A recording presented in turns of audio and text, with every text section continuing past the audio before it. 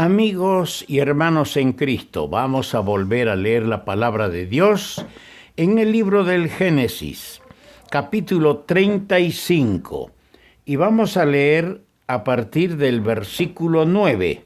Dice así, Génesis 35, versículo 9.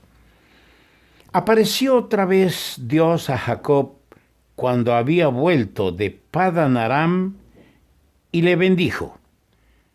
Y le dijo Dios, tu nombre es Jacob, no se llamará más tu nombre Jacob, sino Israel será tu nombre. Y llamó su nombre Israel. También le dijo Dios, yo soy el Dios omnipotente, crece y multiplícate.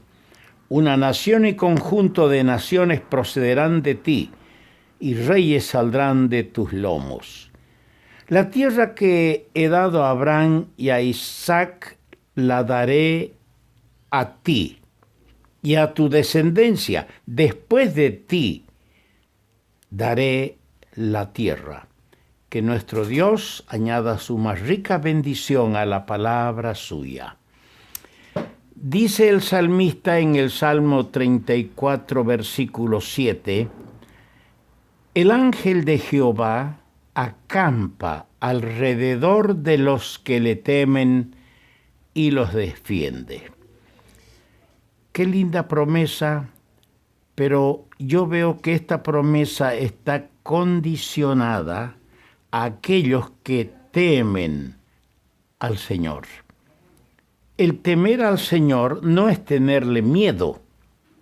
Dios no es un Dios de terrorífico. Dios es un Dios infinitamente santo y sus criaturas tienen que tenerle un temor reverencial, no un miedo terrorífico, sino un temor reverencial. Cuando nosotros andamos en los caminos del Señor, en el sendero de la fe, en el sendero de la obediencia, no hay duda alguna que tenemos y contamos con la protección del ángel de Jehová para defendernos a nosotros. Ahora estamos en la parte con Jacob en Betel. Muchas, variadas y penosas han sido las experiencias del patriarca en su peregrinar desde el día que huyó de la amenaza de su hermano Esaú, después de haberle engañado a él, haber engañado a su propio padre. Y tristemente tenemos que reconocer que fue incitado por su madre a actuar de mala fe, como decimos nosotros. Dios le salió al encuentro cuando aquella noche en el campo abierto descansó cabecerándose con una piedra y Dios se le manifestó para ofrecerle su presencia, su compañía, su protección y el cumplimiento de los propósitos que el Dios de la gloria tenía para este hombre. Él ha vuelto hasta cierta parte cuando sale de la tierra donde consiguió la esposa.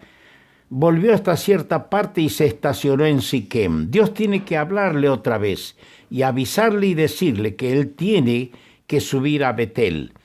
Tiene que acordarse de la promesa que hizo al Dios que le apareció y que en todo su peregrinar le acompañó y le ayudó, pese a la inconducta de parte de él. Ahora aquí en Betel, Dios se revela a Jacob. ¿Cómo? Como el Dios omnipotente. Le dice claramente, yo soy el Dios omnipotente. Y pensar que de la misma manera un día Dios se manifestó en el capítulo 17 de este mismo libro de Génesis, el versículo 1, a Abraham. Yo soy el Dios todopoderoso, le dijo a él. Este atributo divino ofrece al débil e indigno siervo la garantía de que Dios ha de llevar a cabo sus propósitos, no obstante la oposición infernal y terrenal. Tenemos que tomar en cuenta esto, amados hermanos. Dios ha marcado y señalado en su corazón generoso, en virtud de esa gracia sublime que el Señor tiene, un propósito para la vida de sus redimidos. Tú has sido comprada a precio de sangre. Tú has sido comprado por la sangre vertida en el madero por el Hijo de Dios. Yo también, y todos los que somos creyentes. Hermanos y amigos cristianos, tenemos un Dios que nos ama, un Dios que dispone de todas las fuerzas y recursos del cielo para cuidarnos a nosotros. Dios tiene sus propósitos, pero aquí en la tierra tenemos en primer lugar, en primera instancia, nuestra propia naturaleza todavía, nuestra naturaleza humana, que es una de las que hace una oposición al cumplimiento de los propósitos de Dios. Tenemos también a las fuerzas que se movilizan en toda la atmósfera, en todos los lugares celestiales, las fuerzas infernales que procuran arruinar, destruir esos propósitos que Dios tiene para bien a favor nuestro. El Cristo resucitado, rodeado de sus débiles discípulos, les hizo saber antes de enviarlos al mundo para predicar el Evangelio a toda criatura, que Él tenía todo poder en el cielo y en la tierra. Así lo manifiesta el capítulo 28 del Evangelio de Mateo. En virtud de ello, estos débiles que se habían acorralado y acobardado, huyendo en el huerto de Getsemaní, encerrándose allí en el aposento, a donde el Señor les aparece para decirles: todo poder tengo en el cielo y en la tierra. Y les da la gran comisión. Y en virtud de ello podían ahora ellos comenzar su obra con toda confianza, poseídos de la certidumbre de que nada ni nadie podría detener la obra del Señor. Nada ni nadie podría ni puede detener la obra del Señor. Y esto es, en efecto, lo que ha sucedido, hermano. 20 siglos han transcurrido y la obra que comenzó el día de Pentecostés sigue hasta el día de hoy. Sigue. Bien dijo Gamaliel, el maestro de la ley, en su día, en el capítulo 5, y lo van a encontrar en Hechos de los Apóstoles, capítulo 5, versículos 38 y 39. Les dijo a sus compañeros del Sanedrín, del concilio: si este consejo, refiriéndose a la predicación y al grupo de cristianos, si este consejo o esta obra es de los hombres, se desvanecerá. Mas si es de Dios, no la podréis destruir. Sí, nadie puede destruir la obra de Dios. Yo puedo ser un instrumento para postergar la obra de Dios en mí. Yo puedo ser un instrumento para postergar la proclama, la formación de iglesias, la bendición a las iglesias. Pero nadie lo va a destruir la obra de Dios. Tampoco tú, por más intenciones que tengas de hacerlo. Vemos el poder divino.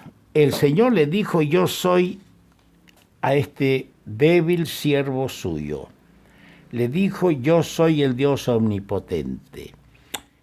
Y yo quiero que, hablando de ese poder divino, notemos 7 cosas que ese Dios omnipotente puede hacer por nosotros. ese Dios que me ama, ese Dios que está presente, ese Dios que tiene todo poder. En los días en que vivimos, vamos a ver las cosas que Él puede hacer.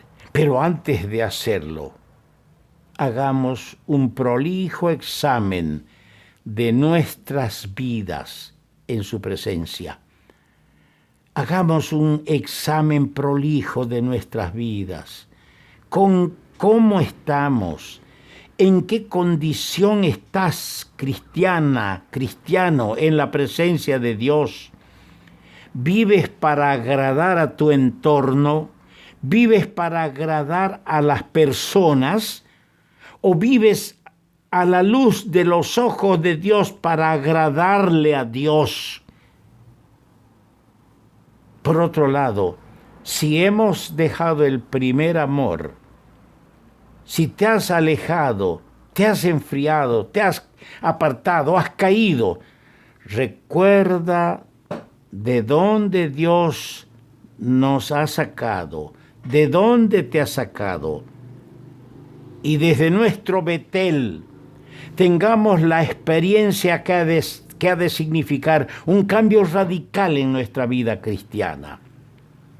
Dije 7 cosas vamos a ver que el Dios omnipotente puede hacer. Primero, puede hacer las cosas mucho más abundantemente de lo que pedimos o entendemos, según Efesios capítulo 3, versículo 20.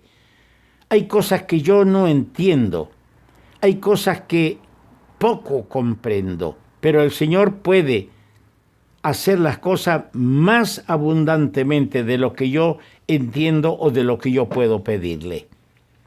A veces empezamos a dudar de su fidelidad porque hemos pedido cierta cosa y cierta cantidad.